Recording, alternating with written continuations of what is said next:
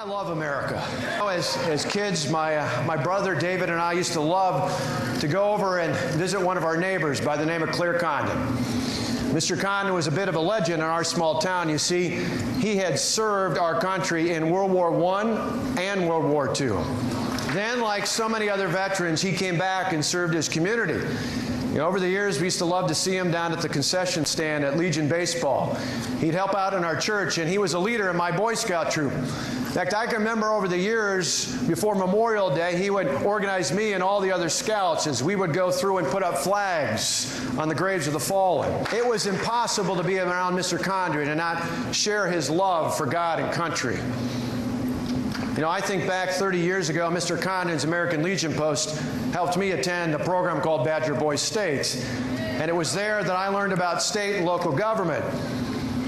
Along the way, it was interesting. I got the chance to be selected to represent Wisconsin at a program out in Washington, D.C. called Boys Nation. And there I met another veteran, a Vietnam veteran from Georgia by the name of Bob Turner.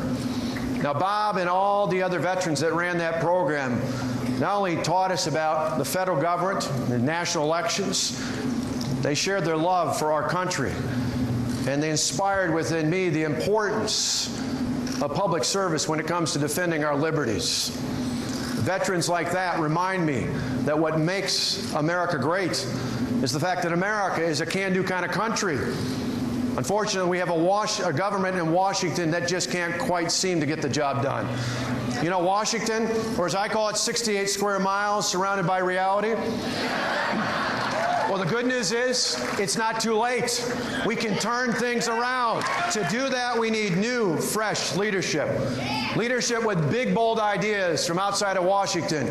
The kind of leadership that knows how to get things done, like we've done here in Wisconsin. Since I've been governor, we took on the unions and we won. We lowered taxes by $2 billion. In fact, we lowered taxes on individuals, on employers, and property owners. Property taxes today are lower than they were 4 years ago. How many other governors can say that? Since I've been governor, we passed lawsuit reform and regulatory reform. We defunded Planned Parenthood and passed pro-life legislation. We enacted Castle Doctrine and concealed carry so we can protect ourselves, our families, and our property. And we now require a photo ID to vote in this state. If our reforms can work in a blue state like Wisconsin, they can work anywhere in America. As I travel this country, though, I got to tell you, I hear from people who say they're frustrated with politicians telling people what they're against and who they're against. Americans want to vote for something and for someone. So tonight, let me tell you what I'm for. I'm for reform, growth, safety. I'm for transferring power from Washington into the hands of hardworking taxpayers in states all across the country. That's real reform. I'm for building a better economy that allows everyone to live their piece of the American dream. That's pro-growth. And I'm for protecting our children and our grandchildren from radical Islamic terrorism and all other threats in the world. That's true safety. My record shows that I know how to fight and win. Now more than ever, America needs a president who will fight and win for America. So first, let me tell you why I'm for real reform in Washington. You see, our big, bold reforms here in Wisconsin took the power out of the hands of the big government special interest and put them firmly into the hands of the hardworking taxpayers. Today in this state, people who are actually elected by local property taxpayers literally run our schools. And that means we got rid of things like seniority and tenure. That means we can hire and fire based on merit and pay based on performance and put the best and the brightest in our classrooms. Now think about that. 4 years later, graduation rates are up. Third grade reading scores are higher. And Wisconsin's ACT scores are now second best in the country. Our reforms work. That just goes to show that government closest to the people is generally the best, which is precisely why we need to take power and money out of Washington and send it back to our states in key areas like Medicaid and transportation and workforce development and education. Sadly, though, Washington seems to think that success is measured by how many people are dependent on the government. We measure success by just the opposite, by how many people are no longer dependent on the government. We understand that true freedom and prosperity do not come from the mighty hand of the government. They come from empowering people to control their own lives and their own destinies to the dignity that is born of work. Of work. That's what we stand for. Now, as a kid, my first job was washing dishes at the Countryside Restaurant. Then I moved up to the big time. I started flipping hamburgers in high school at McDonald's to save up for college. My dad, who you heard before, was a small-town preacher, and my mom was a part-time secretary and bookkeeper. My grandparents were farmers who didn't have indoor plumbing until my mom went off to junior high school. My dad's dad was a machinist for 42 years at Barbara Coleman down in Rockford, Illinois. My brother and I have thought back throughout the years, and we've realized we didn't inherit fame or fortune from our family. What we got was the belief that if you work hard and you play by the rules, you can do and be anything. You see, that's the American dream, and that is worth fighting for. When we help people, adults are able to work, transition from government dependence to true independence. We help more people live that piece of the American dream. We have a program right here in Wisconsin that requires people to be signed up for one of our employability training programs, one of our job training programs before they can get a welfare check. And now, as of the budget I just signed, we make the same requirement to make sure people can pass a drug test before they get a welfare check. You can only imagine what the defenders of the status quo thought when I proposed those reforms. They said I was making it harder to get government assistance. My reply? No, I'm making it easier to get a job, and isn't that what it's all about? Now, you know, strong families are important in this whole role as well. You see, we know that children are raised in a household with both parents involved are more likely to finish school, to get a good job, and to live a life free of government dependence. We need a federal government that will actually stand up and support strong families by getting rid of the marriage penalty and by getting rid of policies, welfare policies that make it hard for fathers to play an active role in the lives of their children. We need to encourage families. I know, thinking about my own family, I know for me, both my parents were so important for David and me as we grew up as kids, and now for Tonette and I, we try to be good role models for Matt and Alex, and they've turned out pretty well, haven't they? They're pretty impressive to watch. We're so proud of them, and I think about that, and I think about Matt, and I think about Alex, and I think about all the others in their generation. And for them, I want them to grow up in a more free and prosperous country. That's really about the American dream there. Now, to ensure that prosperity, we need to be for a pro-growth economic plan that enables our individuals and our families to earn, to save, and to achieve their piece of the American dream. Now, there's a real contrast out there. Instead of the top-down, government knows the best approach that you hear from so many in Washington, we need to build the economy from the ground up in a way that's new and fresh, organic and dynamic, that says, as long as you don't violate the health and safety of your neighbor, go out and start your own career, build your own business, live your own life. See, that's freedom. The kind of freedom that's the cornerstone of the American dream. And so we've got a plan to help more people live that dream, a plan that will help more people create more jobs and higher wages. And you know what it starts with? We need to repeal Obamacare once and for all. We need to repeal the so-called Affordable Care Act and put patients and families back in charge of their health care decisions, not the federal government. Many of you here know when I first became governor, I literally allowed the state to join the federal lawsuit against Obamacare on my very first day. We need a president who on the first day will call on the Congress to once and for all repeal Obamacare entirely. Then we need to rein in the out-of-control federal regulations that are like a blanket on the nation's economy. Sure, enforce common sense, but let's get rid of the bureaucratic red tape. As governor, I called for a moratorium on new regulations. We can do the same in Washington, and then we can repeal all the other bad Obama regulations to get this economy going again. Next, we need to put in place an all-the-above energy policy. that says we're going to use the abundance of what God has given us here in America and on this continent. We are an energy-rich country, and we can literally start refueling our economic recovery. We need a president who on day one will approve the Keystone Pipeline, approve that pipeline, and put in place a plan to level the playing field for all their forms of energy. And then we need to help people get the education and the skills that they need to succeed. Because we know if we do that, we can help people find careers that pay far more than the minimum wage. Here in Wisconsin, we reformed public education, and we provided more quality choices. Quality choices for families, because you see, I trust families and I trust parents to make the right decision for their children. I believe that every child, regardless of zip code or background or what their parents does for a living, I believe that every child deserves access to a great education, be it at a traditional public or a charter or a choice or a private or a virtual or a home school education. Every child deserves access to a great education. That's why I want to work, and you know what? Along with that, I want to make sure we have high standards. But those standards should be set at the local level. No Common Core, no nationwide school board. I'll work so hard to take power and money out of Washington and send it back to our states and our schools where it's more effective, more efficient, and more accountable to the American people. Now think about this. If you were to take $1 out of your purse or your wallet, where would you rather spend that? In Washington or at your child's school? I'd rather spend it at your child's school, and if you give me the chance, we're going to send those dollars back to help your child at your school. And then we need to lower the burden on our taxpayers so you can keep more of your hard-earned dollar. We need to do that for individuals.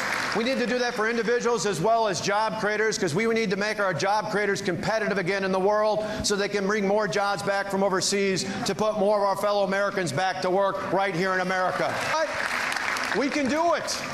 We can do it because we did it in Wisconsin, and we can do it in Washington. Some people wonder why I spend so much time focused on lowering the tax burden here and why I want to do it in Washington. Well, some of you know that Tonette and I like to shop at Kohl's, right? So over the years, I've learned if I'm going to go buy a new shirt, I go to that rack that says it was $29.99, and now it's $19.99. And then we go up to the cash register and we get out the insert from the Sunday newspaper, you know, the little scratch-off one there. Or maybe we get the flyer we got back at home, right? Where you get 15 or 20, or if you're really lucky, 30% off, right? You know what I'm talking about.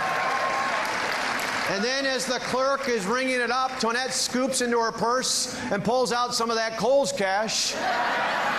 And next thing you know, they're paying me to buy the shirt. Not really, but it seems like it, right?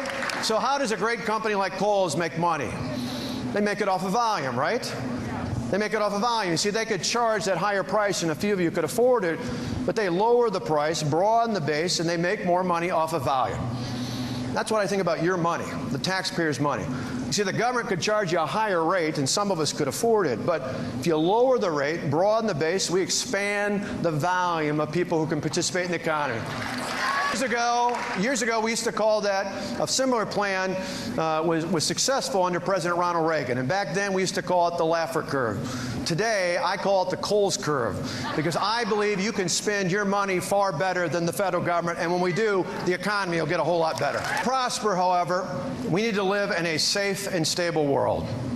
That's why I'm for true safety. The Commander-in-Chief has a sacred duty to protect the American people. In my lifetime, the best president when it comes to national security and foreign policy was a governor from California. Under his leadership, we rebuilt the military. We stood up for our allies. We stood up to our enemies. And without apology, we stood for American values. That led to one of the most peaceful times in modern American history. Sadly, today, under the Obama-Clinton doctrine, America is leading from behind, and that has us headed towards a disaster. Think about this. We got a president who drew a line in the sand and allowed it to be crossed. A president who called ISIS the JV squad, Yemen a success story, and Iran a place we can do business with. Iran. Think about that. My brother David and I were kids. I can still remember we used to tie ribbons around the tree in front of our house during the 444 days that Iran held 52 Americans hostage. One of those hostages was Kevin Hermaning, who grew up down the way in Oak Creek. Kevin was the youngest of the hostages, a Marine who'd just been assigned to serve at the U.S. Embassy in Tehran. Kevin Hermaning is here today with us. Kevin knows that Iran is not a place to do business with. You see, Iran hasn't changed much since the day he and the other hostages were released on President Reagan's first day in office. Looking ahead, we need to terminate the bad deal with Iran on the very first day in office. We need to terminate that deal on the very first day in office, put in place crippling economic sanctions on Iran, and convince our allies to do exactly the same thing. Earlier this year, President Obama declared, he proclaimed that the greatest threat to future generations is global warming, climate change. Well, Mr. President, I respectfully disagree. The greatest threat to future generations is radical Islamic terrorism, and we need to do something about it. We can start by lifting the political restrictions on our military personnel already in Iraq and empower them to help our Kurd and Sunni allies reclaim the territory taken by ISIS, because you know what? On behalf of your children and mine, I'd rather take the fight to them instead of wait till they bring the fight to us. We need to acknowledge that Israel is an ally and start treating Israel like an ally. There should be no daylight between our two countries. Early this year, when I went to Israel, I not only met with the Prime Minister, I met with the opposition leader to let them know that if I were president, there would be no daylight between the United States and Israel going forward. We need to stop the aggression of Russia into sovereign nations. You see, Putin believes in the old Lenin principle that you probe with bayonets. If you find mush, you push. Under Obama and Clinton, Putin has found a whole lot of mush over the last few years. The United States needs a foreign policy that will put steel in front of our enemies. We need to stop China's cyber attacks, slow their advances into international waters, and speak out about their abysmal human rights record. And we need to have the capacity to protect our national security interests here and abroad and those of our allies. That begins by rebuilding the defense budget by going back to the levels proposed by Secretary of Defense Gates. We need to honor our men and women in uniform by giving them the resources that they need to make us safe, and going forward by giving them the quality and timely health care that they deserve when they return home. Most of all, the best way we can honor them is by fighting to win. You see, this is important. Our goal should be peace, but there will be times when America must fight. And if we must, Americans fight to win.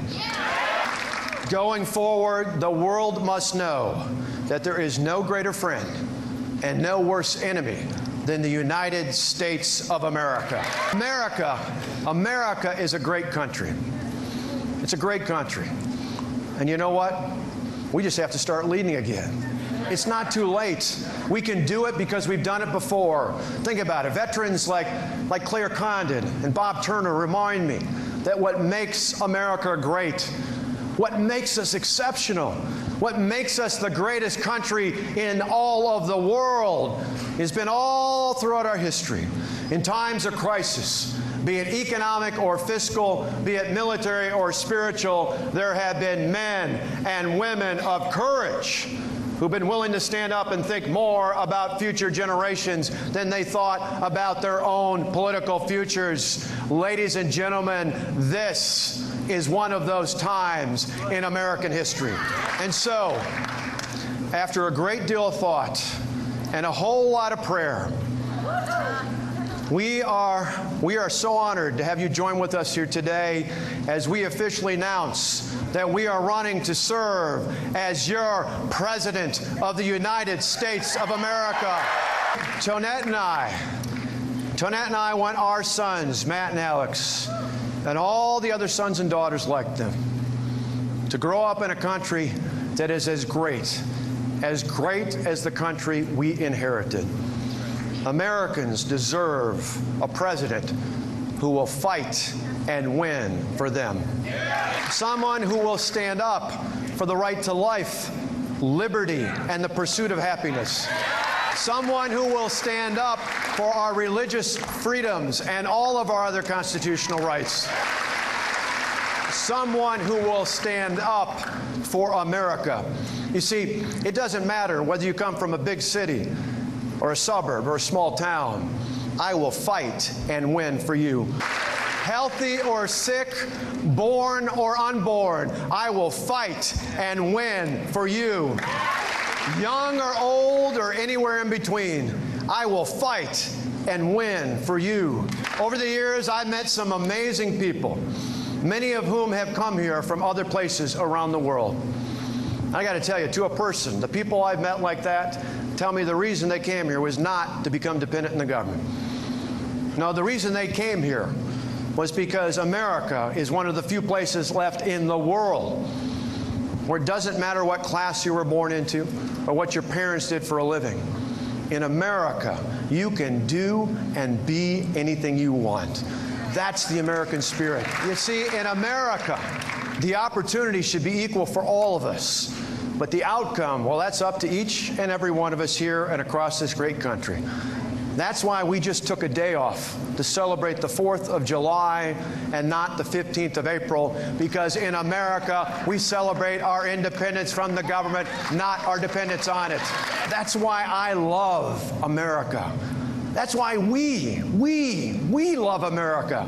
And that's why working together, we can fight and win for America. Thank you for coming out. God bless you all for being here. God bless our military, and may God continue to bless the United States of America.